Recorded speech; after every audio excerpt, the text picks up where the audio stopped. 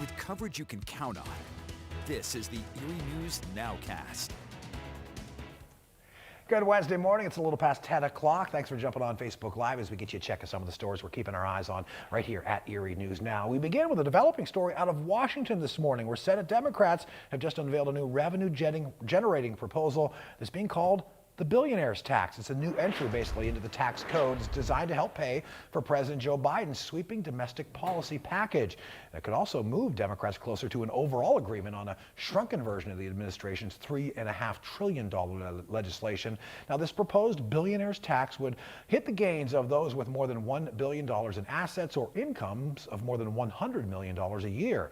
The new billionaires tax proposal, along with a new 15% corporate minimum tax, would provide alternative revenue sources that President Biden needs to win over at least one key Democrat. That is Senator Kristen Sinema out of Arizona. She had rejected the party's earlier idea of reversing Trump-era tax breaks on corporations and the wealthy to raise that revenue. Well, children as young as 5, a big step closer to being eligible for a COVID-19 vaccine. An FDA advisory panel is recommending approval of those Pfizer COVID shots for kids ages 5 to 11. The unanimous vote comes after a full day of debate. The FDA expected to weigh in on the debate sometime this week, and then the CDC next week. And if both of those agencies give the plan the green light, kids could start getting those shots by early November. And medical experts say protecting that 5 to 11 age group is a critical step in getting the overall pandemic under control. Pennsylvania Governor Tom Wolf says making that vaccine available to those younger kids could be a big step when it comes to lifting the statewide mask order for schools. He says with that vaccine now closer to approval for the 5 to 11 age group, he'll revisit Pennsylvania's mask order for schools soon, is the word the governor used. Even though those shots could start next week, Wolf says lifting the mask order won't happen quite that quickly. He says they're still considering what would be a reasonable amount of time for the vaccine rollout for those kids to get going. The August mask order out of Harrisburg has really been the focus of a lot of debate at school board meetings, and it's also the focus of at least 2 ongoing lawsuits. And we're really coming up now on 2 full years of dealing with COVID-19. Seems a number of people who got sick with the coronavirus are still feeling some of its effects months later. Erie News Now's Elena Jonathan reports. A study conducted by the World Health Organization suggests that 10% of people who contract COVID-19 will become a long hauler. What's a long hauler? Someone who has ongoing symptoms of the virus even after they may feel a little bit better. One doctor from UPMC Hamlet says he sees long haulers come through his exam room every day. So I'd say taste and smell, sort of encephalopathy, and then the third would be sort of this pulmonary basket. Those are the 3 most common complaints patients report after having COVID. But the biggest problem doctors are having is treatment for long haulers. You know, it's always hard to say to patients the following: I don't know. That's because doctors are still researching ways to treat these long-term effects of COVID-19.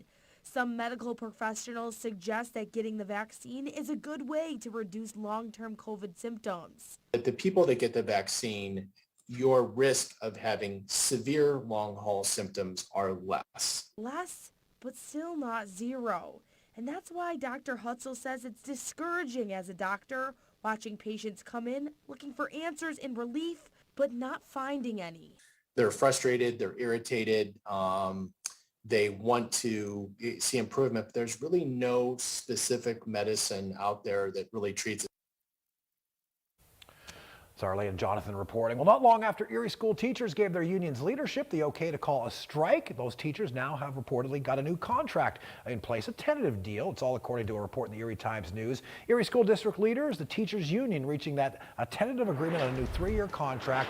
It reportedly came at the first bargaining session since those 800 plus teachers in the Erie district voted to authorize that strike call from their union leadership. The deal reportedly calls for average salary hikes of 2.7%. The whole thing still needs to be approved by the union membership and the Erie School Board.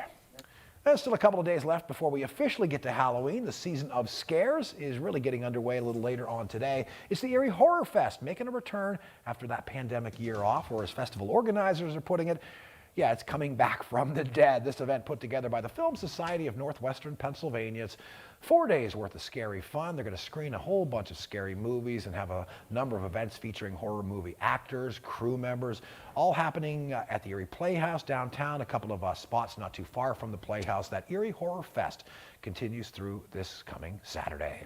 And if you're struggling to find a Halloween costume still, we have something that might give you a helping hand in that regard. Google Trends releasing this year's list of top Halloween costume searches across America. So what was the most popular costume search for 2021? A very traditional one. The Old School Witch. The list of popular costume searches, though, includes hundreds of items from Cruella de Vil, came in at number 5. Squid Game, yeah, that popular Netflix series was number 23. Baby Yoda costumes checked in at number 82. I know you've been teasing us on what your little daughter's going to be going out on this Halloween on Sunday. Are we revealing that at this point? Yeah. I've shown pictures over the last couple of days. She'll be a little monster. And she and she kind of looks like Boo off of Monsters, Inc., if your kids have ever watched that before with their ponytails sticking on it through. But yeah, we're going to have a little fun in the Walter household this weekend. 54 degrees right now. Still very cloudy out there, a little bit of a breeze, but it's not overly misty out there. We're going to look for a little bit of sunlight. We're going to fight to get it this afternoon, 54 degrees.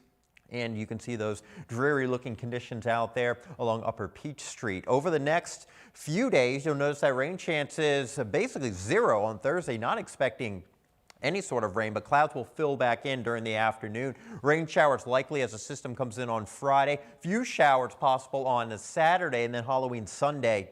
We're looking at maybe some lingering showers before we briefly try at the forecast on Monday. So certainly a wet stretch ahead. That could lead to some flooding issues, and I know for some folks the basement has been puddling up, and we've certainly had those swampy areas in the backyard. But tonight kids won't be hopping around in those puddles because we are looking pretty dry and feeling pretty good overall. Temperatures in the middle of 50s as we kick off Zubu. It's 6 to 9 tonight at the Erie Zoo. And tomorrow night, a little trick-or-treating in Crawford County. Many of the towns doing it tomorrow night, and it's actually going to feel pretty good overall. Temperatures in the middle and upper 50s. We'll see more clouds, but not expecting any sort of rain. Right now, still have plenty of clouds across the area. Seeing some more sunshine up there into Buffalo towards Rochester, Niagara Falls, that area. But for us, yeah, we're still really stuck in with the clouds. But you'll notice Futurecast is getting a little ambitious here. I don't think we're going to clear skies out like this, but we'll certainly find a little bit of sunshine as we go through 4 or 5 o'clock. Later on tonight, it will be a mainly clear. Temperatures really coming on down, but more of those high clouds filling in as we go through the day on a Thursday, and then eventually we get in on the rain late Thursday night and then into Friday. We'll have some rounds of even some locally heavier rain showers out there. Right now, we are looking at those temperatures in the upper 40s and lower 50s. Cloud cover obviously hampering those temperatures, but we'll be able to go up a few more degrees today as we do find some afternoon sunshine, talking about 57, 58 degrees. We'll have partly sunny to mostly cloudy skies this afternoon into Crawford County. A little bit of extra sunshine as we make our way later in the afternoon in Warren County. Upper 50s for you as well, middle and upper 50s. We'll talk about that 7-day, and of course, we're getting you into November. We'll talk about those temperatures. That's all in a moment. Yeah, the morning crew here at Erie News Now is gearing up for another year's worth of How Cool Is Your School live broadcast. Yeah, we'll start it off this Friday morning. The theme for the contest this year was Community Matters. Yeah, we asked schools all across the area to submit 90-second videos showing off how the community matters to their cool school.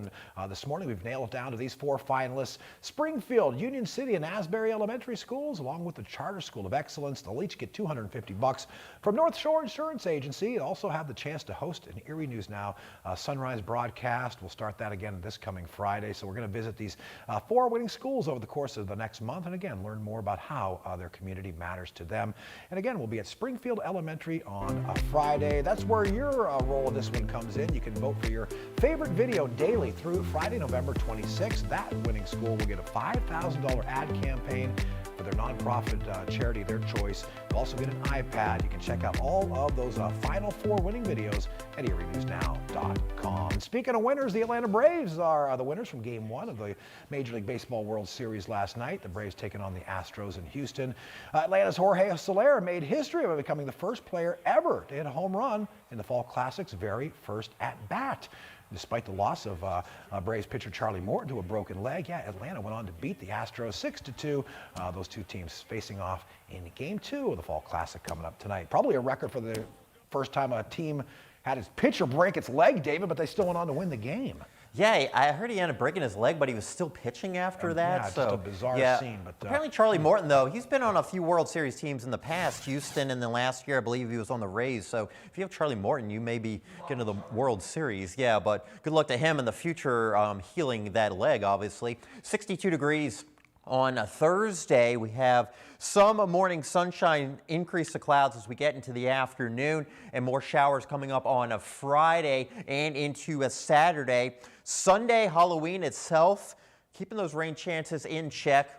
Could still have a few lingering showers out there, but if we do see any of it, it could be for the first part of the day. So as the kids are heading out, all the ghosts and goblins are out snatching up that candy. I don't think we're going to have any big issues there. Another storm system could bring us some wet weather into early next week as we get into November. No Halloween snow, and I think that's a positive for kids and adults alike. Thanks for jumping on Facebook Live as we do this every morning about the same time. So yeah, we'll do it again tomorrow. We've got 30 minutes of news coming your way at noon on WSEE. Have a great Wednesday.